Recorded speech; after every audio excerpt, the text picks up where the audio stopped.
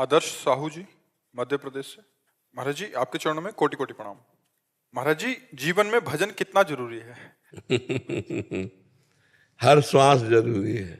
पता नहीं किस श्वास में हमारी आखिरी जीवन धारा टूट जाए, तो आखिरी समय यदि भगवान का नाम होगा तो हमें भगवान की प्राप्ति होगी। इसलिए जीवन की हर श्वास में भगवान नाम जरूरी है। कोई श्वास भी खाली न जाने पावे। श्वासा श्वासा नाम जपे दुविधा रहे न कोई। जो हर श्वास भगवान का नाम जप करता है तो वो निश्चित भगवान को प्राप्त हो जाता है। कितना भजन करना चाहिए? जब तक श्वास रहे हर श्वास भजन करना चाहिए। ठीक है। श्री कुमार जी, अमेरिका से। राधे राधे। राधे राधे महाराज जी। महाराज जी, देह भाव त्यागने के लिए विधि क्या है, और जिसने त्याग दिया है देह भाव, उसका लक्षण क्या है? बाहरी लक्षण से नहीं समझ सकते। बाहरी लक्षण से बिल्कुल एक संसारी पुरुष जैसा ही उसका आचरण आपको दिखाई दे सकता है।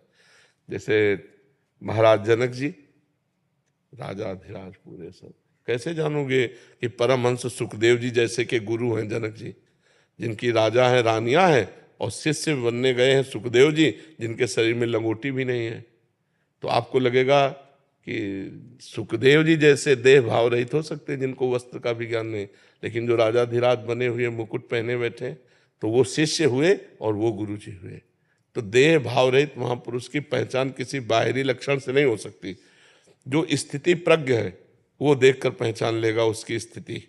नेत्रों से, वाणी से उसकी चेष्टा हो रही है पर वो कर नहीं रहा, वो अलग ही समझ में आता है। जब तक स्वयं स्थित प्रज्ञ नहीं होगा तब तक दूसरे की स्थित प्रज्ञता का अनुभव नहीं कर सकता। क्योंकि हमारी दृष्टि पार्थिव मायाकृत है, तो हम जो कुछ देखेंगे मायाकृत देखेंगे, वो स्थिति नहीं होगी, वो बाहरी लीला होगी।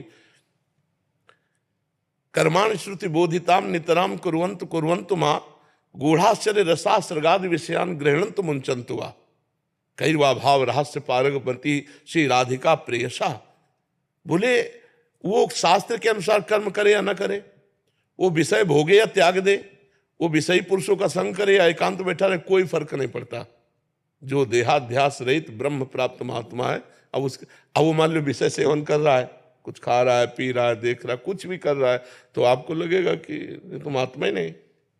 भगवान शंकराचार्य जी ने देखा मछली बिक रही तो मछली लिए और खाने लगे। तो उनके 10 शिष्य साथ थे, 4 ने बिल्कुल नहीं खाया और 6 ने पा लिया। शंकराचार्य जी ने देखा, आगे गए तो गलाया जा रहा था कांच, खप्पर में भरा नारियल के गलता हुआ कांच पी गए।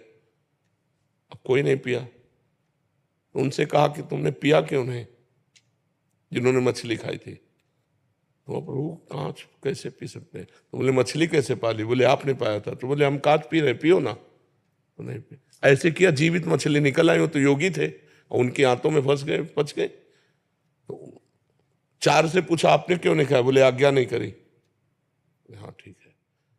महापुरुषों का बाहरी आचरण देखकर हम स्थिति नहीं लगा सकते कि कहाँ है। अब रही देहाभिमान को मिटाने की बात, वो होती है भगवत प्रेमी महात्माओं के संग से। जब तक हम किसी संत का आश्रय लेकर उनकी आज्ञा के अनुसार नहीं चलेंगे तो हम कोई भी साधना करें, हमारे हृदय में बना रहता है कि मैं के आगे कुछ लगा, जो लगा वही मायाकृत है और वो मुक्त नहीं होने देता। और जब गुरु कृपा से चलते हैं तो अगर खूब भजन बन रहा तो लगता है गुरुदेव की बड़ी कृपा है, बड़ी तपस्या, ब्रह्मचर्य, संयम आदि नियम तो अंदर आता है। इस तो सब गुरुदेव की कृपा से। तो अभिमान नष्ट होता चला जाता है। तिनकी संगति रहत जाति कुल मद सब नंसई संतत सेवक सदा भजत जे श्री हरिवंशई। जो प्रिया प्रीतम में, जो ब्रह्म में, जो परमात्मा में तन्मय है, ऐसे सदगुरुदेव का आश्रय लेकर यदि हम उनकी आज्ञा के अनुसार साधना करें तो हमारा देहाभिमान नष्ट हो जाएगा। और देहाभिमान नष्ट हुए महापुरुष की जो आंतरिक पहचान है वो है निर्मान, मान रहित होना, अमोहा, मोह रहित होना, किसी भी संग का उनके ऊपर रंग ना चढ़े।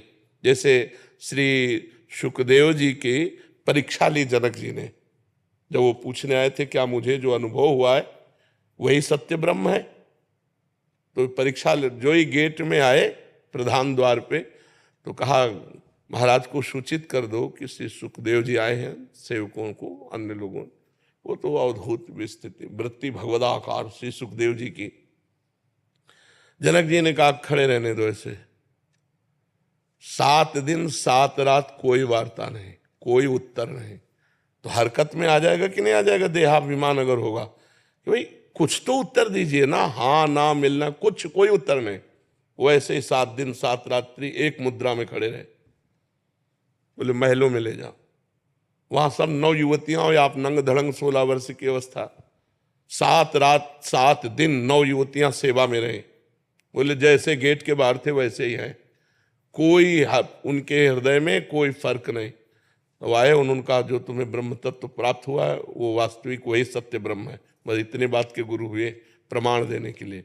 तो यही प्रमाण कि मान और अपमान छू न जाए और संग दोष न छू जाए। चाहे जितना विषय भोग हो उसका अंदर हरकत नहीं होनी चाहिए, कोई चेष्टा की वृत्ति नहीं उदय होनी चाहिए। जिस संग दोषा, निरंतर आत्मस्वरूप में रमण करने वाला, समस्त कामनाओं का त्यागी, सुख दुख में समान भाव रखने वाला, द्वंद्वों से अतीत महापुरुष परम पद को प्राप्त है। जो देहाभिमान रहित भगवत प्राप्त है उसके ये लक्षण है कि वो मान रहित होगा, वो मोह रहित होगा, किसी भी संग का उसके ऊपर कोई प्रभाव नहीं पड़ेगा, नित्य आत्म स्वरूप में स्थित रहेगा, हर कामनाओं का वो त्यागी होता है, सुख दुख में समान भाव, हर द्वंद्व में समान भाव, वो परम पद का अधिकारी है, वो परम पद को प्राप्त है। समझ पा रहे हैं?